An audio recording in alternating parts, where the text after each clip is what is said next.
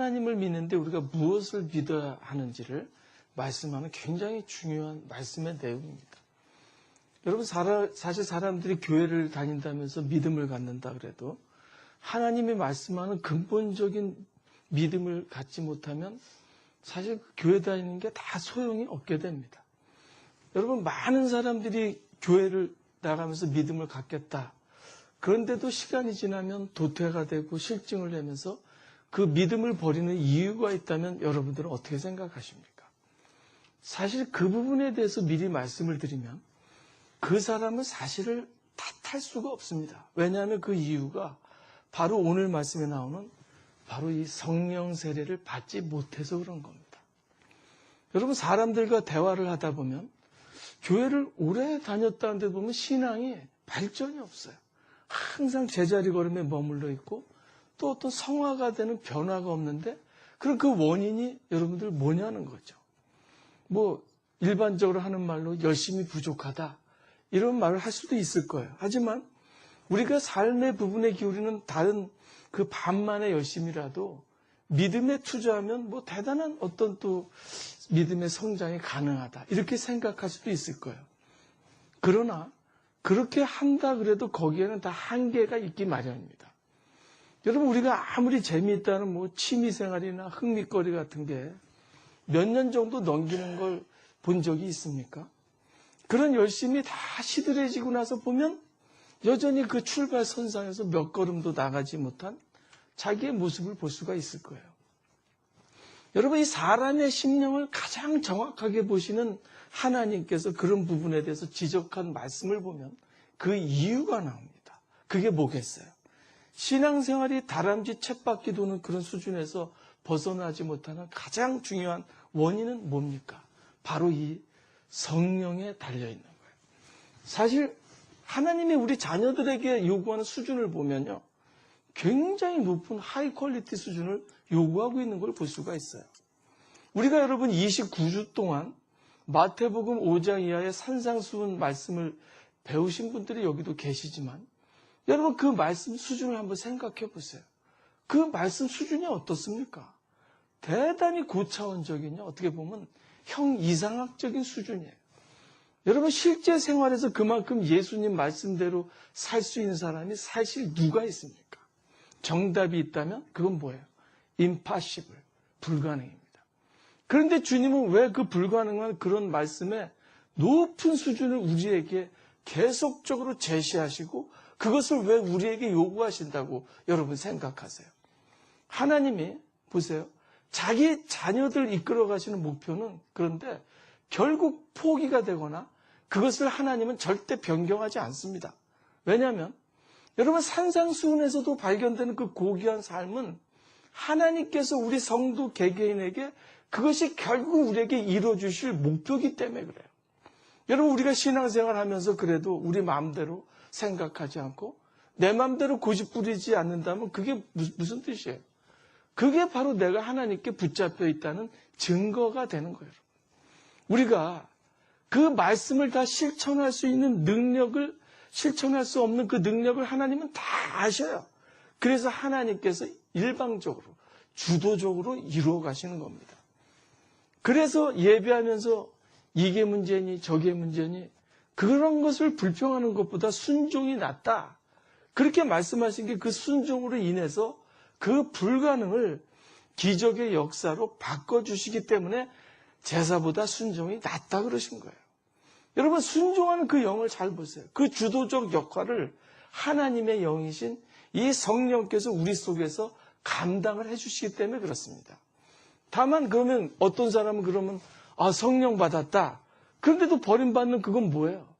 그건 이스라엘의 초대왕 사울같이 받았던 성령이 떠나서 그런 겁니다. 그래서 제대로 믿음을 갖기 위해서는 다른 거 다 필요 없어요. 먼저 바로 이 성령 세례를 여러분들이 반드시 받아야만 하는 겁니다. 성령 받고 난 뒤에도 늘 말씀을 통해 자기를 돌아봐야 돼요. 그러면서 성령이 항상 내 마음에 머물 수 있는 그 믿음을 우리가 그것을 가져야 한다는 겁니다. 그러면 오늘 말씀에서 일반적인 요한의 세례가 나옵니다. 그리고 성령 세례가 나오는데 여러분, 그 뜻이 뭐겠습니까?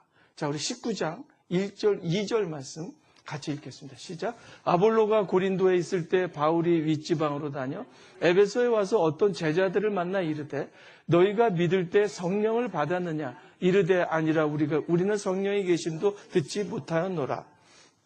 자, 오늘 말씀을 보면 바울이 전도를 하기 위해서 에베소에 처음 도착한 기록으로 이제 오늘 말씀이 시작이 됩니다. 그런데 에베소에 바울이 딱 와보니까 아볼로라는 사람이 이미 믿음을 전해갖고 벌써 믿음을 가진 사람들이 이 에베소 쪽에 있는 거예요. 여러분, 사실 바울은 어땠습니까? 바울은 가는 곳마다 복음이 아예 없는 곳에 세상 말로 정말 맨 땅에 헤딩하는 식으로 생고생을 하는 사람이 바울이에요. 그런데 이 에베소 지역에 딱 가보니까 이미 예수 그리스도를 믿는다는 사실이 있다는 사실이 얼마나 바울로서는 반가웠겠어요. 여러분, 우리도 그렇잖아요. 이곳 미국도 어디 외지가 많지만 그런데 가서나 다른 나라 어디 낯선 곳에서 우리 같은 한국 사람, 그것도 믿는 신자를 딱 만나면 그 기쁨이 정말 얼마나 큽니까? 그렇게 만났으니까 당연히 반가웠겠죠. 자연스럽게 그러면서 신앙의 대화를 그 사람들과 나누게 됐을 거예요.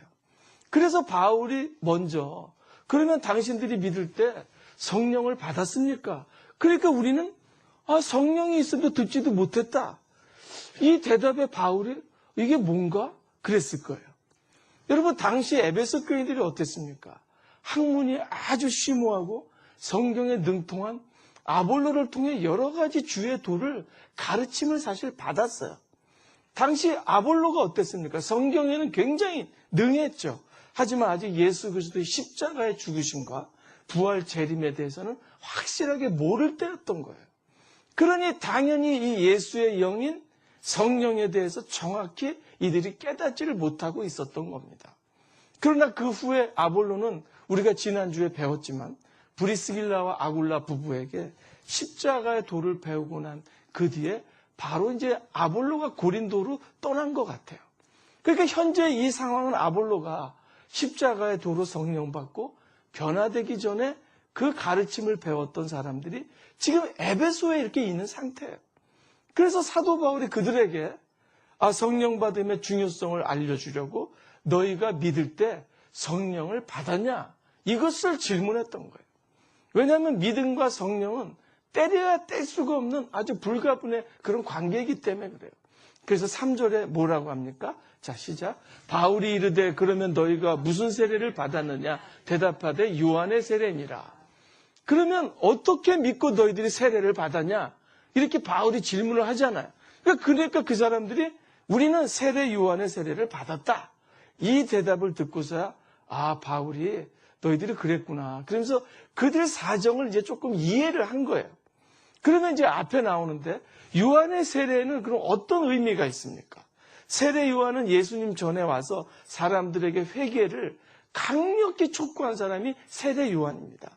세례 요한은 스스로 낙타 털옷을 입고 아주 그 광야에서 청빈한 생활을 하면서 회개하라 천국이 가까웠느니라고 선포한 사람이죠. 그리고 그 당시에 종교를 이용하고 아주 나쁘게 이용하는 기득권층인 바리새인들과 제사장 무리들인 사두개인들에게 어떠한 타협도 없었어요. 그냥 세례 요한은 당당하게 호통치면서 할 소리를 다 했던 그런 사람이었습니다. 그렇다고 세례 요한이 특별히 어떤 병을 고쳤다거나 어떤 기적 같은 것을 일으킨 건 없었어요. 하지만 하나님의 말씀을 올바로 전했던 당대 최고의 선지자였습니다. 마지막 선지자였죠. 그러니까 세례 요한의 선포는 이 사람들의 죄를 지적한 거예요. 양심을 찌르는 그 당시에는 굉장히 듣기가 힘든 그런 말씀이자 선포였어요. 그래서 양심의 가책을 받은 사람들이 한마디로 그 당시에 개과천선을 한 거예요. 그러니까 세례받은 사람마다 당시에 다 이런 고백을 했던 거예요. 마음을 새롭게 먹고 이제는 바르게 살면서 다가오는 천국에 내가 합당한 사람이 되어야겠다. 오늘 하루 내가 깨끗이 살았는가? 그것을 매일매일 사람들이 점검을 했던 거예요. 사실 여러분 이런 부분을 교회에서 많이 가르치잖아요. 근데 저는 이 부분에 대해서 좀 다르게 생각하는데 여러분은 이러한 신앙을 어떻게 생각하십니까? 본받고 싶은 대단한 믿음이다. 이렇게 생각하세요? 사실 내 마음, 내 양심에서 올바로 살고 싶다. 이게 사실 어떻게 보면 얼마나 선한 모습이에요. 그리고 하루하루 생활을 점검을 하면서 바르게 살고자 하는 나의 노력이 얼마나 이걸 생각하면 가상합니까? 내가 내 모습을 봐도 참 기특하다. 이런 생각이 여러분 들지 않습니까? 사도 바울이 에베소에서 바로 그런 삶을 사는 기독교인들을 만나서 그런 대답을 바로 듣게 된 거예요. 그러면서 사도 바울은 속으로 그 대답을 들으면서 어떻게 생각했겠어요? 당연히 복음을 전하는 사람으로선 전혀 만족을 못했어요. 여러분 왜 그런지 아세요? 마치 옛날에 그 대답을 딱 들어보니까 자기 모습을 딱 보는 것 같았거든요. 여러분 그 모습이 뭐였겠어요? 하나님을 믿는다면서도 예수에 대한 믿음이 없이 바리새인으로서 옳고 바르게만 살던 꼭 자기 모습을 보는 것 같은 그런 얘기들을 이 사람들이 하는 거예요. 변화되기 전에 바울은 자기 열심과 정성에 정말 엄청 가득 차 있던 그런 사람이었어요. 뭐해든지 이 사람은 양심에 바랐어요. 율법에 어긋남이 없이 살려고 몸부림을 쳐왔지만 바울이 그 시절 회상하면서 하는 말이 그게 뭡니까? 그게 로마서에 쫙 다 나오잖아요. 날마다 율법이 나를 묶어서 포로가 되었다. 그러면서 사도 바울이 아주 절규를 하잖아요. 그러나 여러분 복음에 이 성령 받은 은혜를 체험한 바울이 볼 때 그런 사람들이 어떻겠어요? 양심이나 율법을 목표로 삼고 살아가는 사람들의 그런 신앙생활은 그것은 올바른 믿음이 아니라는 거예요. 그것은 뭐예요? 자기 열심이에요. 자기 공로 쌓기에 그건 불과한 거고요. 스스로 내가 죄를 해결할 수 있다는 그것은 교만이기 때문에 그렇습니다. 그래서 사도 바울은 온전한 믿음을 갖출 수 있는 새로운 여건을 이제 거기서 딱 제시하는 거예요. 4절에 나오지만 세례 요한이 예수님을 모습을 보면서 선포한 게 뭐죠? 보라, 세상 죄를 지고 가는 하나님의 어린 양이로다. 내 뒤에 오시는 그 일을 믿어라. 이렇게 세례 요한이 가르쳤던 예수 그리스도의 그 사죄의 은총을 바울이 이제 그들에게 아주 제대로 정확하게 딱 전해주는 거예요. 여러분 사람은 어느 누구를 막론하고요. 자기 노력으로 자기 죄를 극복할 수 있는 사람은 이 세상엔 아무도 없습니다. 오직 예수 그리스도께서 십자가에 죽으심으로 내 죄를 해결해 주실 수 있을 뿐이에요.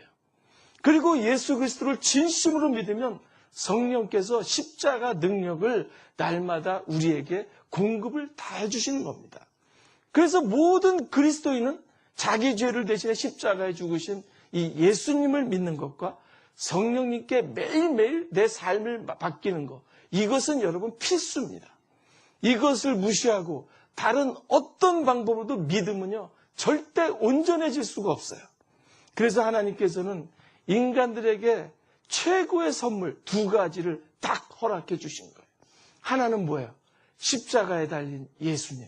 또 하나는 바로 보혜사 성령님이십니다.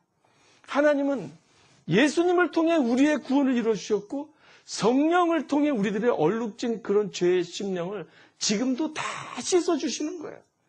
여러분 차갑게 얼어붙은 마음을 성령님이 역사할 때 그때 우리가 이제 스스로 다 깨닫게 되는 거예요. 내가 얼마나 위선자였고 내가 얼마나 나만 아는 이기주의자였던가, 나는 얼마나 하나님 앞에서 참혹한 죄인이었던가. 그러나 여러분 이 깨달음, 이것은 절망이 아니죠.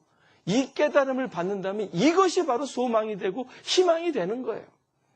왜냐하면 성령님이 우리 마음에 딱 들어오게 되면 우리 양심이 바로 눈물을 흘리게 되는데 이 눈물이 어떻게 됩니까? 우리의 죄악된 생활을 변화를 딱 시켜주기 때문에 그렇습니다. 요한복음 6장 63절에 보면 예수님은 살리는 것은 영이니 육은 무익하니라 이렇게 말씀했어요. 여러분 거친 황무지에서도 물을 주면 꽃이 핍니다. 하지만 아무리 좋은 옥토라도요 비가 내리지 않으면 열매를 맺지 못하게 돼 있어요. 마찬가지예요. 우리 심령에 성령에 단비가 부어지지 않으면요 우리 심령은 금방 시들시들해서 다 죽게 돼 있어요. 그래서 예수님은 승천하시기 전에 40일간 이 땅에 계셨잖아요.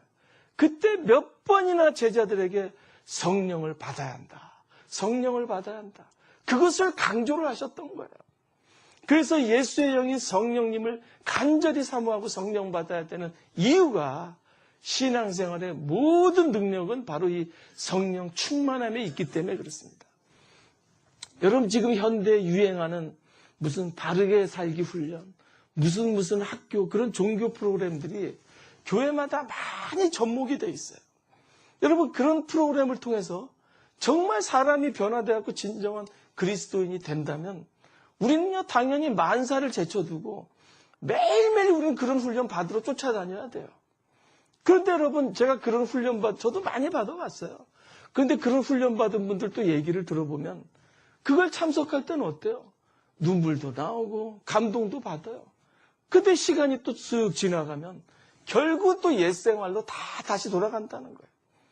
여러분 그래서 그런 프로그램이나 세미나 정도로 사람이 변화된다면 굳이 십자가를 바라봐라, 성령 충만을 받아라 그럴 필요가 없습니다. 여러분. 그리고 그런 감성을 건드려주는 정도로 정말 사람이 변화되면 예수 그리스도가 십자가에 죽으실 필요는 더더욱 없었을 거예요. 여러분.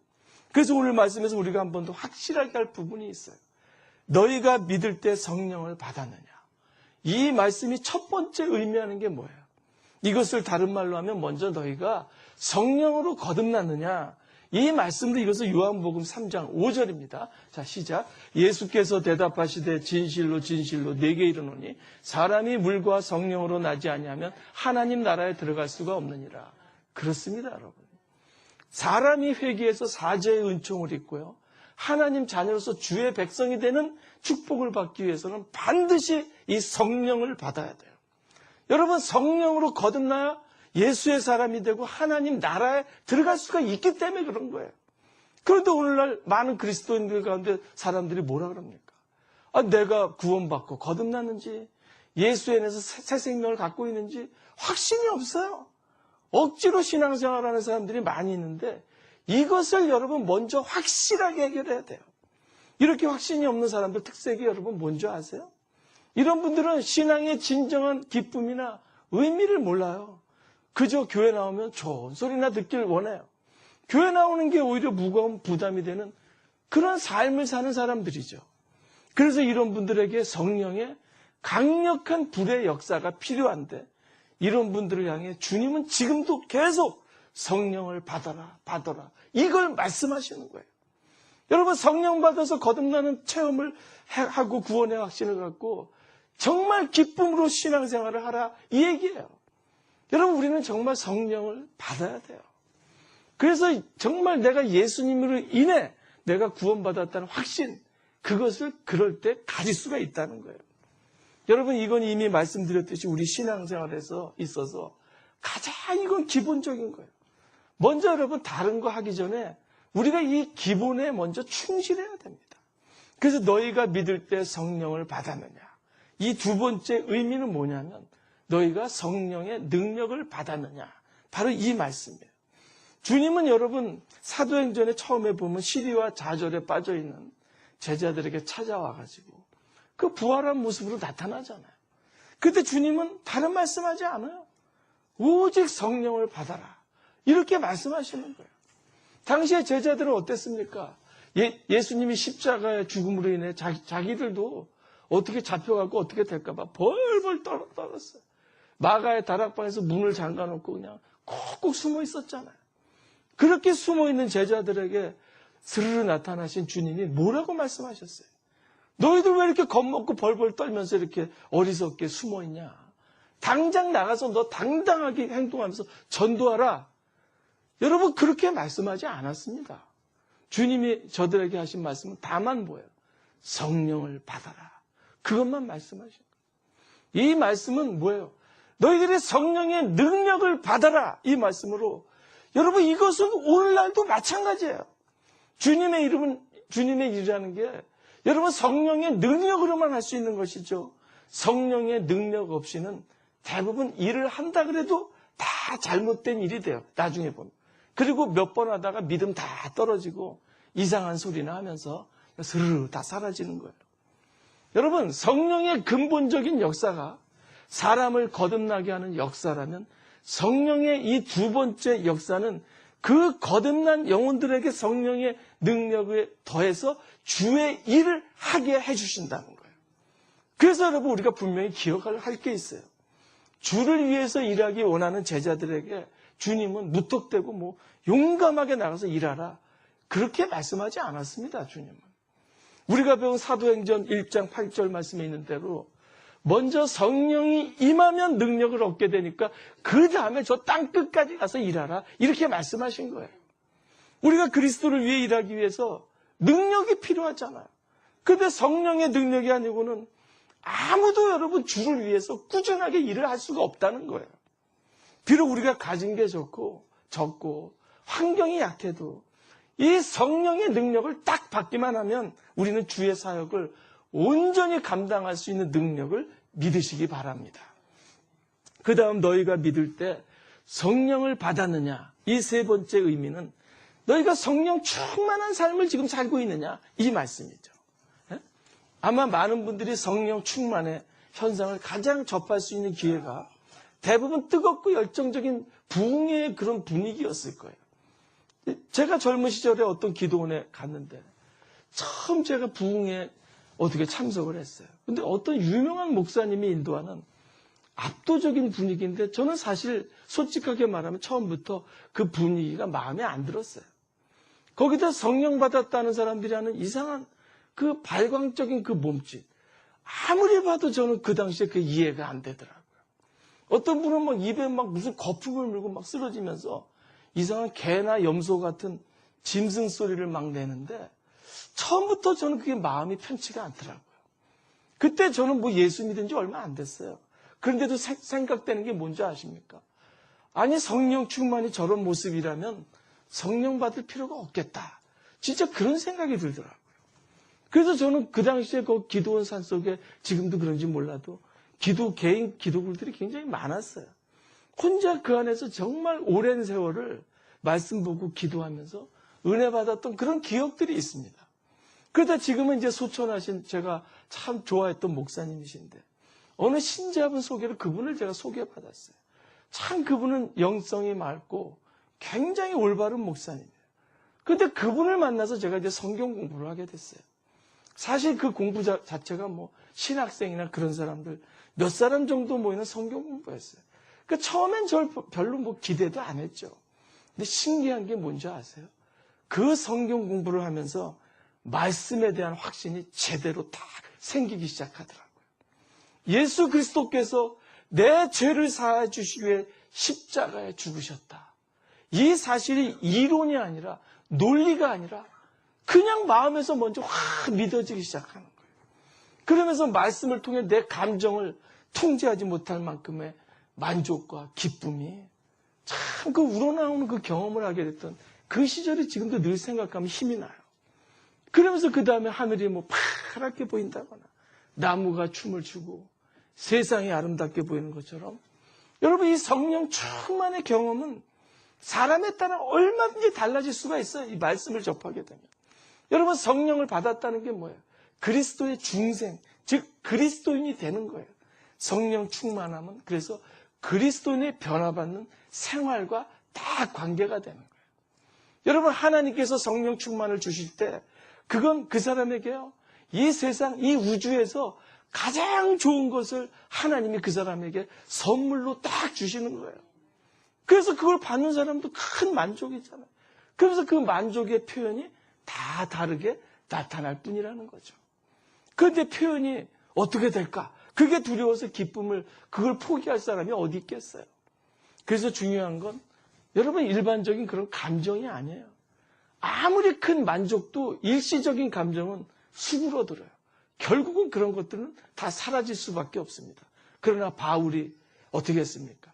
주 예수의 이름으로 세례를 주니까 거기서 어떠한 현상이 지금 딱 나타나요. 6절 읽겠습니다. 시작. 바울이 그들에게 안수하며 성령이 그들에게 임하심으로 방언도 하고 예언도 하니. 여러분 여기서 방언을 하고 예언도 했다는 게 그저 분위기를 통해서 며칠 동안 그냥 반짝반짝했다 끝나버린 그런 감정의 수준을 말하는 게 이건 아니에요. 여기서 방언도 하고 예언도 했다. 이 말씀은 그들의 생활에 변화가 나타나기 시작한 거고 그게 꾸준히 계속 신앙생활을 한동안 할 동안에 지속됐다. 지금 그 말씀을 하는 거예요. 여러분 다음 주에 나눌 말씀이지만 죄 지은 사람들이 어떻게 합니까? 그렇게 되니까 에베소에서 죄를 회개자복하고 더러운 것들을 막 다 갖다 버리잖아요. 마술로 살던 사람들은 그걸 다 청산하고 다시는 그 짓을 하지 않기 위해 그 배웠던 마술책을 그냥 다 불살라 버립니다.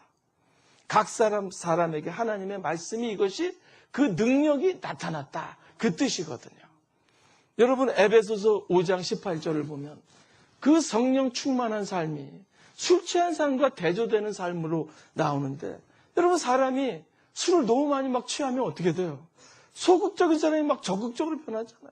그 대담해지고 막 겁이 없어지는 거예요. 이와 마찬가지로 여러분 성령이 충만하면 소극적인 사람이 아주 적극적인 사람으로 되면서 사람을 두려워하지 않는 아주 당당하고 담대한 그리스도인이 되는 거예요. 담대하게 예수 그리스도에 대한 신앙을 그러면서 사람들 앞에서 고백을 하게 되는 겁니다, 여러분. 성령 충만함과 여러분 술 취함이 현상적으로는 비슷하죠. 하지만 본질적으로는 아주 이건 다른 거예요. 술 취한 건 뭐예요? 타락한 본성의 지배를 받는 거지만 성령 충만함은 하나님의 거룩한 영의 지배를 받는 겁니다. 여러분 술 취하면 너무 막 술 취한 사람은 어떻게 돼요? 깽판 치고 막 난리 치다가 술이 깨면 실수한 데 대한 더 큰 후회와 자책감을 막 가져오잖아요. 내가 왜 그랬지 막 그러면서. 그렇지 뭐 여러분 성령 충만하면 딱 취하면 어떻게 돼요? 더 놀라운 기쁨과 생활의 큰 변화를 딱 갖고 오게 되지 않습니까?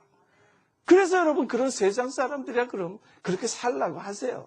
하지만 모든 그리스도인은 성령 충만한 그리스도인이 돼야 하는 겁니다. 그러면 어떻게 해야지 결론적으로 이 성령을 받을 수 있겠어요? 사도행전 2장 38절 말씀 읽겠습니다. 시작. 너희가 회개하여 각각 예수 그리스도의 이름으로 세례를 받고 죄사함을 받으라. 그리하면 성령의 선물을 받으리니. 그렇습니다. 이거예요. 우리가 예수님 앞에 나와 모든 죄를 회개할 때, 진심으로 회개할 때, 그때 이제 성령을 딱 받는 거예요. 그리고 여러분 세례도 그런 형식적인 세례 받으면 안 돼요. 진정으로 나를 위해 십자가에서 모든 것 아끼지 않으시고 내어주신 그 주님을 정말 여러분 깊이 생각해야 돼요. 그래서 예수 그리스도의 이름으로 세례를 받을 때 우리는 하나님께서 주시는 성령을 받으면서 그러면서 이제 거기서 영생을 딱 받게 되는 거예요. 그 다음에 우리가 성령 받고 거듭나면 우리 이름이 어디에 딱 기록이 됩니까? 바로 생명책에 딱 기록되는 거예요. 여러분 이거보다 더 큰 축복이 세상에 어디 있어요? 여러분 사람에게 분명한 게 딱 두 가지가 있죠. 그중 하나는 뭐예요? 누구나 다 죽는다는 거예요. 그리고 그 다음 하나 죽은 뒤에 어떻게 돼요? 반드시 심판이 있다는 거예요. 여러분 사람이 이 세상에 올 때 순서가 있지만 이 세상 떠날 때 순서가 없다. 세상 사람들 그 얘기 다 하잖아요. 그래서 성경은 뭐라 그랬어요? 야고보 사도가 우리의 생명은 잠깐 보이다 없어지는 안개느니 안개다 이렇게 얘기하는 거예요. 여러분 우리가 한번 죽는다는 걸 꼭 기억하면서 살아야 사람이 그래 어리석게 살질 않아요. 그리고 죽은 후에 반드시 여러분 심판이 있어요. 누구나 다 심판이 있어요. 그 심판은 구원의 심판이 있고요. 저주의 심판이 있습니다. 물론 이 세상에도 심판이 있죠. 그러니까 검찰이 있고 재판관이 있잖아요. 그러나 솔직히 이 세상의 심판이 공정한 재판이 될 수가 없고 이상적인 재판은 오직 하나님의 딱 심판밖에 없어요. 여러분 하나님의 심판에 어떻게 속임수가 있을 수 있어요? 없죠. 억울한 일도 있을 수가 없는데 요한계시록 20장 12절 읽겠습니다. 자 시작. 또 내가 보니 죽은 자들이 큰 자나 작은 자나 그 보좌 앞에 서 있는데 책들이 펴있고 또 다른 책이 펴졌으니 곧 생명책이라. 죽은 자들이 자기 행위를 따라 책들에 기록된 대로 심판을 받으니. 나았죠? 그렇습니다. 사람이요 보세요. 세상에 사는 동안 생각한 거, 말한 거, 행한 거 이거 모두를 책으로 기록했다. 각자의 책들 딱 복수형으로 딱 나오잖아요. 이 책에 여러분 기록된 대로 심판받는다면 저를 비롯해서 우리 가운데 구원받을 사람이 여기서 누가 있겠어요? 한 사람도 구원받을 수 없어요. 왜요?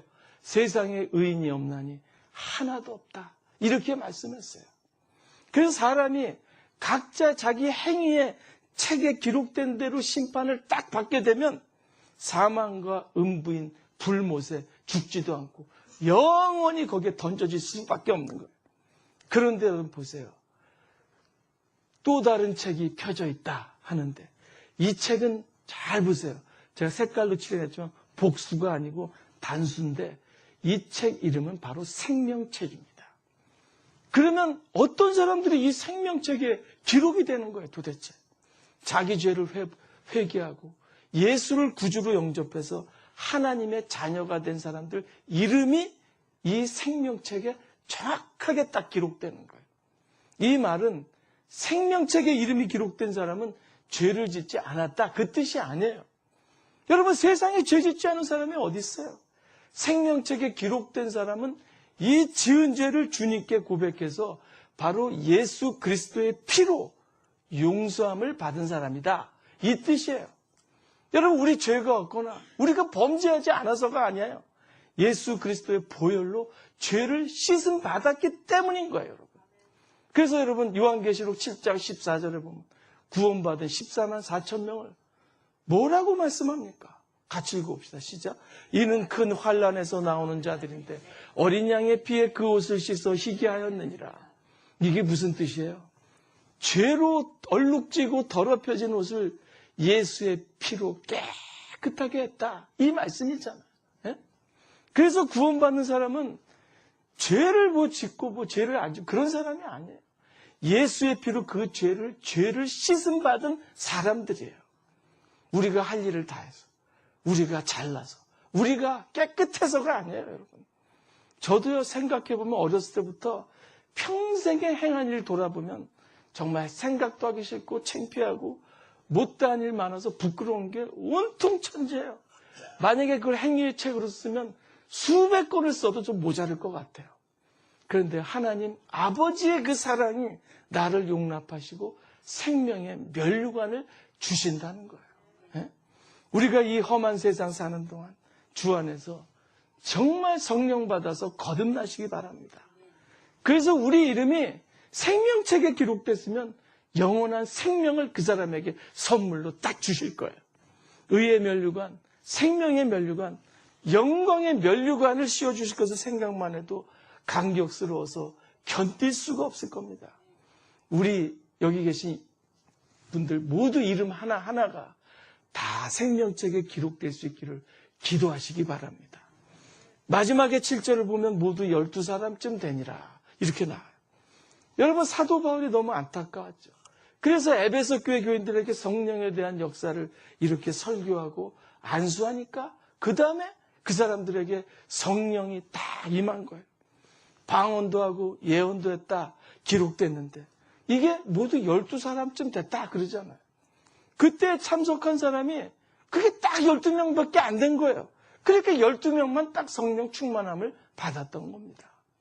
여러분 도마 예수님의 제자지만 토마스 같은 경우는 어땠어요? 부활하신 주님을 만난 자리에 모두 참석했는데 이 도마만 딱 불참했어요. 그러니까 10제자가 다 성령 받고 믿는데 혼자 못 믿었어요. 혼자. 그래서 여러분 은혜 받아야 될 자리에 불참하면요 쓸데없는데 혼자 생각하고 신경 쓰고 오해하고 그래요. 그러니까 불평하는 시험밖에 받을 게 없다는 뜻이에요.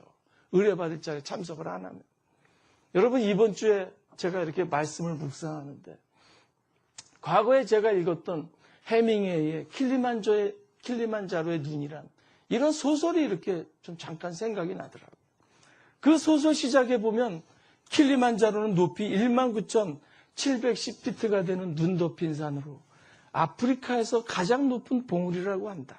이러면서 그 소설이 시작이 돼요. 그 서쪽 정상 가까운 곳에 말라빠지고 얼어붙은 한 마리의 표범이 누워서 죽어 있었다.